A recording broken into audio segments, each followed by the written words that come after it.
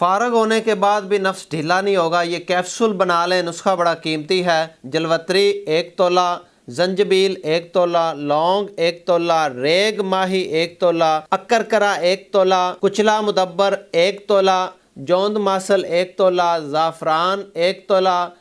دار چینی 1 تولہ، جائفل 1 تولہ، جوند بدستر 1 تولہ، اور 5 گرام آپ نے اس میں کشتہ شنگرف ڈال لینا ہے، اور اس کو پیس کے پاؤڈر کر کے اس سائز کے کیپسول آپ نے بھر لینے ہیں،